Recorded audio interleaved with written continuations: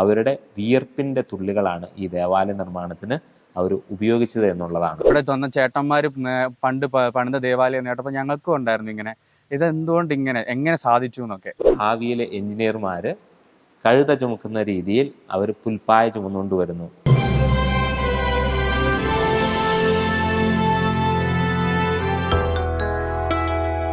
കോളേജിൽ പഠിക്കാൻ പോയ വിദ്യാർത്ഥികൾ ലഹരിക്ക് അടിമകളാകുന്നതും കുട്ടികൾ മദ്യഷാപ്പിൽ പോയി അടിപിടി കൂടുന്നതുമൊക്കെ വാർത്തകളാകുമ്പോൾ ഇതാ കുട്ടികൾ തന്നെ നിർമ്മിച്ച ദേവാലയവും അവിടെ പോയി കുട്ടികൾ പ്രാർത്ഥിക്കുന്നതുമൊക്കെ ലോകമെങ്ങും ശ്രദ്ധേയമാകുന്നു. ഞങ്ങളും ഫസ്റ്റ് ഇയറിൽ ഇവിടെ വന്നപ്പോഴും ഇങ്ങനെ ക്യൂരിയസ് അടിച്ച സംഭവമാണ് ഈ കുട്ടികളുടെ ദേവാലയം.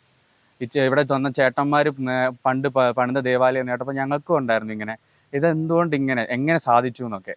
പള്ളിയിൽ വന്നപ്പോൾ ഇങ്ങനെ ചേട്ടന്മാർ പറഞ്ഞു വെച്ച് കേൾക്കുകയാണെങ്കിൽ പണ്ടൊക്കെ അവർ ഇവിടെ ഉക്കടം വരെ പോകുമായിരുന്നു. ഒരു 1.5 മണിക്കൂറുണ്ട് ഇവിടുന്ന് ബസ്സിന് കയറിപ്പോവാൻ. അവിടെ വരെ പോയായിരുന്നു പണ്ടൊക്കെ ഇവിടുന്ന് കുർബാന അർപ്പിക്കാൻ വേണ്ടി പോയിക്കൊണ്ടിരുന്നത്.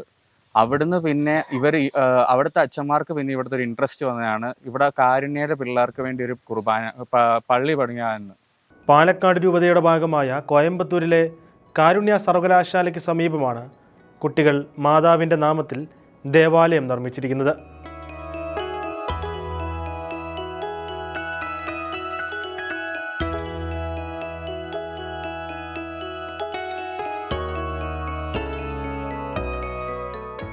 സെഹിയോൺ ധ്യാന കേന്ദ്രത്തിൻ്റെ ഡയറക്ടറും കോയമ്പത്തൂർ ഫെറോന കരിസ്മാറ്റിക് ഡയറക്ടറുമായിരുന്ന ഫാദർ സോജി ഓലിക്കലായിരുന്നു ഇതിനുള്ള പ്രോത്സാഹനവും പിന്തുണയും കുട്ടികൾക്ക് നൽകിയത്. നമ്മൾ ചിന്തിക്കുന്ന പോലെ ഒരു ഇടവകയുടേതായിട്ടുള്ള എല്ലാ കെട്ടുറപ്പുകളുമുള്ള ഒരു സംവിധാനമല്ല ഇത്. ഏതാനും നാളുകൾക്ക് വേണ്ടി മാത്രം ഇവിടെ കോളേജിൽ പഠിക്കാൻ വന്നിരുന്ന കുട്ടികൾ, അവർക്ക് വേണ്ടി, അതാണ് കുട്ടികളുടേതായിട്ടുള്ളൊരു ദേവാലയം എന്നുള്ള പേര്. മറ്റു വലിയ രജിസ്റ്ററുകളൊന്നും സൂക്ഷിക്കുന്ന ഒരു ദേവാലയമല്ല ഇത്. ഇവരിവിടെ പഠിക്കാനായി വന്നു.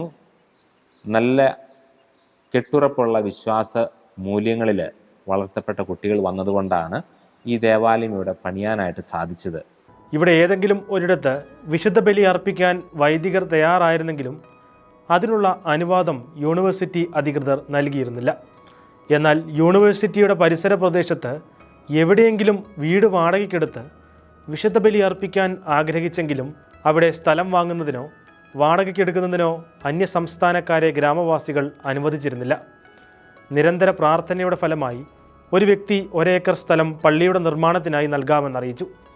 രാമനാഥപുരം കത്തീഡ്രൽ മതബോധന മുൻ പ്രധാന അധ്യാപകൻ KT ആൻ്റണിയുടെ ശ്രമഫലമായി പാലക്കാട് രൂപത ബിഷപ്പായിരുന്ന മാർ ജേക്കബ് മനത്തോടത്ത് ഇതിൽ 27 സെൻറ്റ് സ്ഥലം വാങ്ങുന്നതിനുള്ള സാമ്പത്തിക സഹായം നൽകി.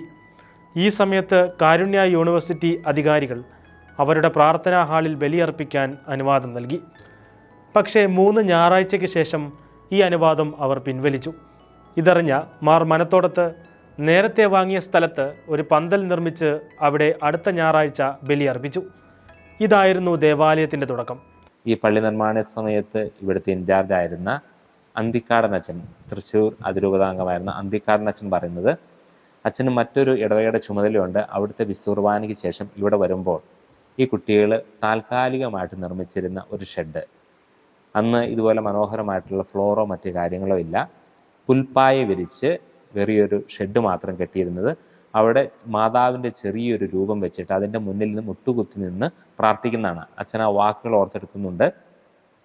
പരിശുദ്ധയമ്മേ, തമ്പുരാൻ്റെ അമ്മേ, പാപികളായ ഞങ്ങൾക്ക് വേണ്ടി ഞങ്ങളുടെ ദേവാലയ നിർമ്മാണത്തിനും വേണ്ടി തമ്പുരാൻ്റെ സന്നിധിയിൽ അപേക്ഷിക്കണമെന്നുള്ള അവരുടെ പ്രാർത്ഥന. അച്ഛൻ പറയുന്നത് അത് കേൾക്കുന്നത് തന്നെ വലിയൊരു ആത്മീയ നിർവൃതിയായിരുന്നു എന്നുള്ളത്. അവരുടെ ആ തീക്ഷ്ണമായിട്ടുള്ള പ്രാർത്ഥനയ്ക്ക് തീർച്ചയായിട്ടും തമ്പുരാൻ ഉത്തരം നൽകി.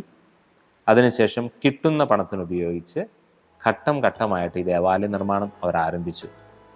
തുടർന്ന് കാരുണ്യ യൂണിവേഴ്സിറ്റിയിൽ പഠിക്കുന്ന വിദ്യാർത്ഥികൾ അവരുടെ മാതാപിതാക്കളിൽ നിന്നും മറ്റും പണം ശേഖരിച്ച് ഈ മനോഹരമായ ദേവാലയം നിർമ്മിക്കുകയായിരുന്നു.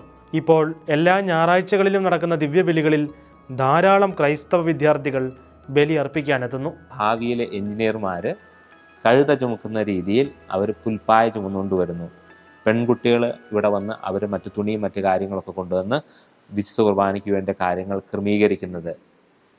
അതുപോലെ തന്നെ ഇവർക്ക് വൈദ്യുതിയുടെ ആവശ്യമുണ്ടെങ്കിൽ ചെറിയ ജനറേറ്റർ എടുത്തുകൊണ്ട് വരുന്നത്. അങ്ങനെ ഓരോ ഞായറാഴ്ചയിലും ഈ ഒരു ഒന്നിച്ചു കൂടുന്ന വലിയൊരു അനുഭവമായിരുന്നു. ഇവിടെ എത്തിച്ചേർന്നെന്ന് പറയുന്നത് പലപ്പോഴും നാട്ടിൽ നിന്ന് വരുന്ന കുട്ടികൾ അവിടെ നിന്ന് വന്നതിന് ശേഷം ആദ്യം ഇവിടേക്ക് വരാനൊരു വിമുഖതയുണ്ടെങ്കിലും ഒരു പ്രാവശ്യമെങ്കിലും ഈ ദേവാലയത്തിൽ വന്നിട്ടുണ്ടെങ്കിൽ പിന്നീട് ഈ ഒരു കൂട്ടായ്മയുടെ അനുഭവത്തിലേക്ക് വരുവാനായിട്ട് അവർക്ക് തീഷ്ണതയുണ്ടെന്നുള്ളതാണ്.